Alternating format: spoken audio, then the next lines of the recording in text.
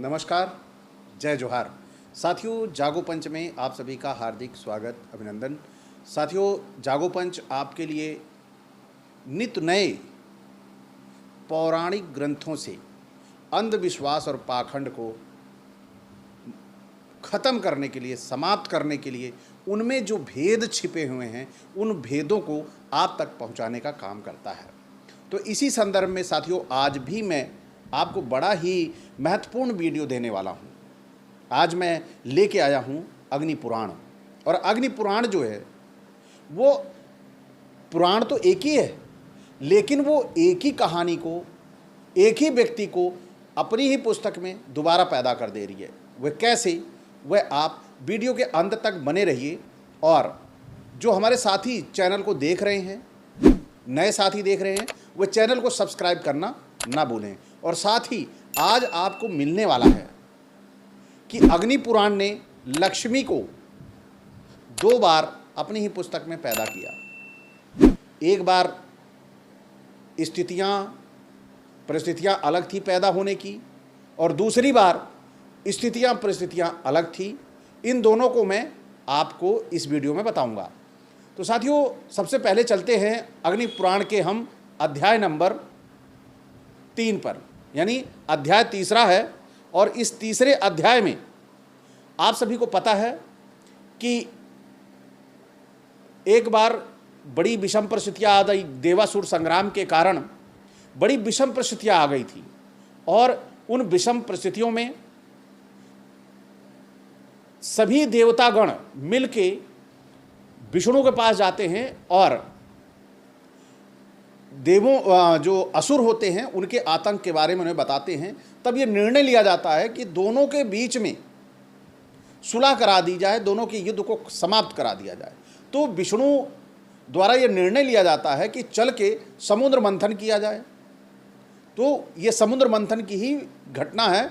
तो समुद्र मंथन जब पूरी तैयारी हो जाती है तो वहाँ पर समुद्र मंथन का काम जारी हो जाता है। और तब भगवान विष्णु जो होते हैं वह कूर्म यानी कछुए का रूप ले लेते हैं, यानी कूर्म अवतार यहीं पर होता है।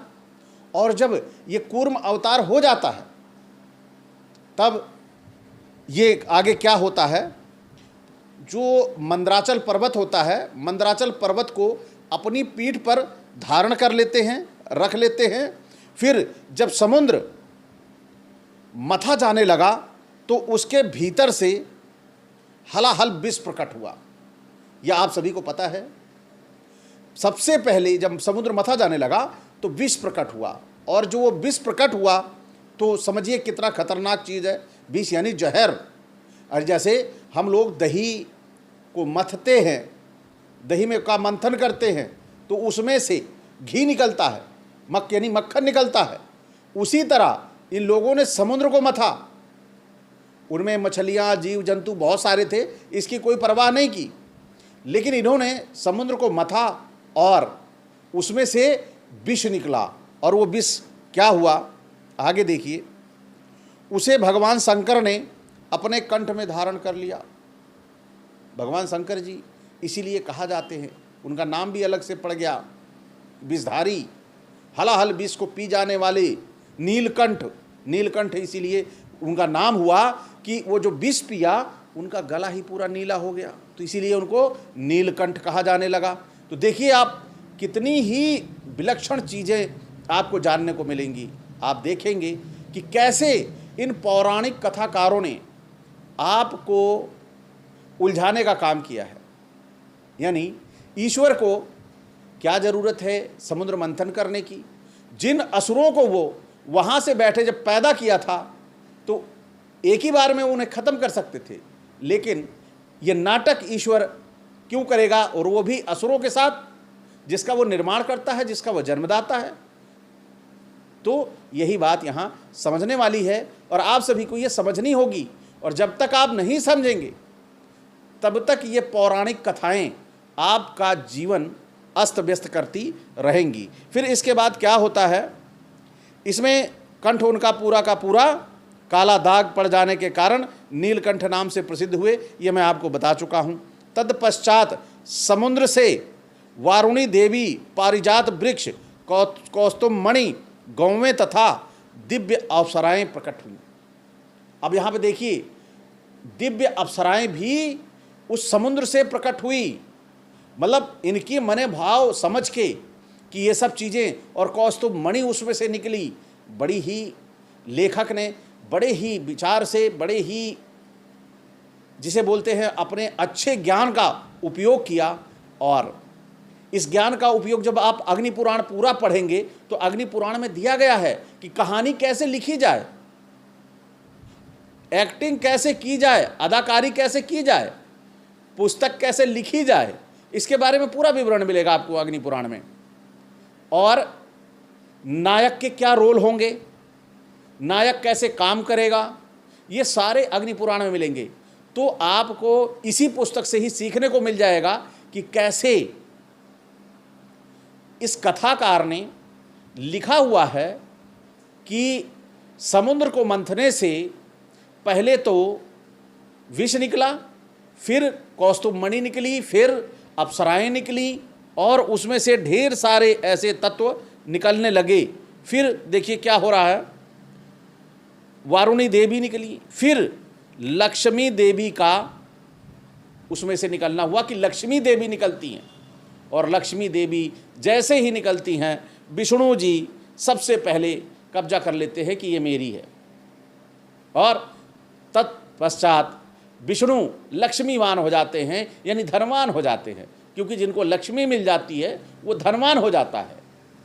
और विष्णु जी को लक्ष्मी मिल जाती हैं। वहाँ पे बहुत सारे लोग थे, किसी ने लक्ष्मी नहीं ली, लेकिन वो जो भी अच्छी चीज़ें निकल रही थी, जो अच्छे देवता थे वो अच्छी अच्छी चीज़ें ले रहे थे, और जो खराब थी वो दूसरों के लिए दे रहे थे। जैसे आज हमारे देश में इतना बड़ा कांड हुआ, यानी समुद्र मंथन का इतना बड़ा कांड हुआ, तो वहाँ से उस कांड से क्या क्या चीज़ें मिली, लक्ष्मी मिली, अप्सराएं मिली, विष मिला, है ना। और लक्ष्मी का यहाँ पर आप सभी ने देखा, लक्ष्मी का ये जो पहली कहानी है कि लक्ष्मी कैसे निकलती हैं और लक्ष्मी जी कैसे उत्पन्न होती हैं, यह उसकी जानकारी आपको हुई। अब साथियों मैं बताऊंगा कि अध्याय नंबर 20वां सर्ग का वर्णन लिखा गया है। अग्नि पुराण है, पुस्तक वही है। और ये क्या लिखते हैं यहाँ पर कि भृगु से उनकी पत्नी ख्याति ने धाता विधाता नामक 2 देवताओं को जन्म दिया, तथा लक्ष्मी नाम की कन्या भी उत्पन्न हुई, जो भगवान विष्णु की पत्नी हुई। धाता और विधाता के क्रमशः प्राण और मुकुंद नामक 2 पुत्र हुए। तो आगे क्या हुआ इसकी तो बाद में देखेंगे, पहले हम ये देखेंगे कि हमारे ही देश में लक्ष्मी 2 बार पैदा होती हैं। एक बार पैदा होती है समुद्र मंथन में, एक बार भृगु ऋषि के पत्नी से पैदा होती हैं, 2 बार पैदा होती हैं, और दोनों बार ही किसको मिलती हैं, विष्णु को मिलती हैं। तो आज इस बात को आपको समझना होगा कि लक्ष्मी जो ये प्रकट हो रही हैं या जन्म हो रहा है, लक्ष्मी मिल रही हैं, वो विष्णु को ही मिल रही हैं, यानी हम भारतीयों को मिल रही हैं। क्योंकि विष्णु को अमेरिका में कोई पूजने वाला नहीं है, लंदन में कोई नहीं है, रूस में नहीं है, यूक्रेन में नहीं है, मतलब पाकिस्तान में नहीं है, सऊदिया में नहीं है, ऑस्ट्रेलिया में नहीं है, मतलब विश्व के किसी देश में लक्ष्मी पैदा नहीं हुई। लक्ष्मी पैदा होती है कहाँ, भारत में। और आइए अब चलते हैं, हमारे यहाँ 2 बार लक्ष्मी पैदा होती हैं। और आज हमारी दुर्दशा क्या है, अमेरिका हमसे अमीर है, चाइना हमसे अमीर है, लंदन हमसे अमीर है, ब्रिटेन हमसे अमीर है ना। अब दुबई ले लो, हमसे अमीर है, जहाँ 36 का आंकड़ा है हमारे देवी देवताओं का, लेकिन लक्ष्मी वहीं जाके रह रही हैं। आखिर कारण क्या है, इसके पीछे का कारण क्या है। 2 बार लक्ष्मी हमारे देश में पैदा हों और हम कंगाल के कंगाल बने रहें। लक्ष्मी के लिए हम अगरबत्ती, धूप बत्ती कितनी पूजा करते हैं। बहुत हमारे करोड़ों भारतीय प्रतिदिन सुबह ऑफिस जाने से पहले लक्ष्मी की पूजा करते हैं, क्योंकि वो ड्यूटी कर रहे हैं लक्ष्मी को पाने के लिए। और बहुत सारे ऐसे आपने देखे होंगे सुनार, बहुत से ऐसे जिनका व्यवसाय करते हैं, अपने जो गले में लक्ष्मी की फोटो लगाए हैं और अपने अलमारी में लक्ष्मी की फोटो लगाए हैं। जैसे ही अपना प्रतिष्ठान खोलेंगे तुरंत धूप बत्ती अगरबत्ती लक्ष्माय नमः करना शुरू कर देंगे। तो लेकिन इतना करने के बावजूद भी लक्ष्मी अमेरिका वालों की हैं, दुबई वालों की हैं, चाइना वालों की हैं, रूस वालों की हैं, हमारी क्यों नहीं? हम पूजा करें, उन्हें देवी माने, तो आखिर ये लक्ष्मी देवी दो दो बार हमारे देश में पैदा होकर हमसे क्यों छल कर रही हैं? इसके पीछे का क्या कारण है?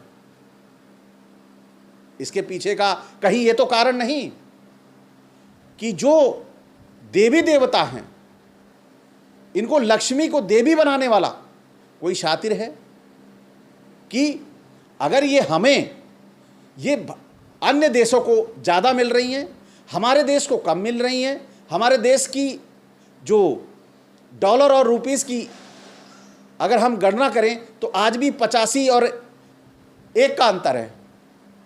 तो हम आज $1 के बराबर 85 रुपया जाता है हमारा, तब हम $1 पहुंचते हैं, $1 पाते हैं 85 रुपये खर्च करके। तो हमारी स्थिति अच्छी है या बुरी? यानी लक्ष्मी हमारे देश में पैदा, विष्णु हमारे देश में पैदा, विष्णु हमारे देश में पूजे जाएं, अवतार हमारे देश में विष्णु ले, और लक्ष्मी को ले जाके अमेरिका, रूस, चाइना इन सबको दे दें। आखिर ये विष्णु जी क्यों अन्याय करते हैं हमारे देश के साथ? क्या आज तक किसी ने इस पे सवाल उठाया या इस पे बात की?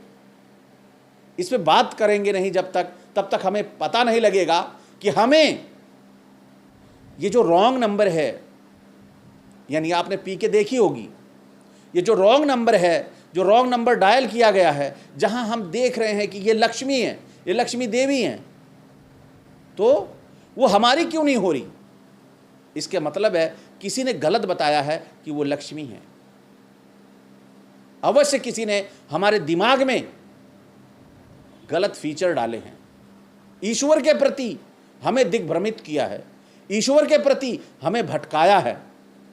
ये कोई निश्चित ही बहुत ही शातिर व्यक्ति होगा जिसने ये भटकाव लाया है, और इसके पीछे श्रेष्ठ जातियों का बहुत बड़ा हाथ है। और ये श्रेष्ठ जातियां अपनी सत्ता प्रभुत्व स्थापित करने के लिए अंधविश्वास और पाखंड को ओबीसी एससी के दिमाग में डालती हैं और इन्हें अपना मानसिक गुलाम तैयार रखना चाहती हैं, जिसका नतीजा आपके सामने लगातार देखने को मिलता है। अभी आपने आगरा के एक व्यक्ति को देखा, वो सवर्ण जाति का था और मुस्लिम की टोपी लगाकर भड़काऊ भाषण दे रहा था।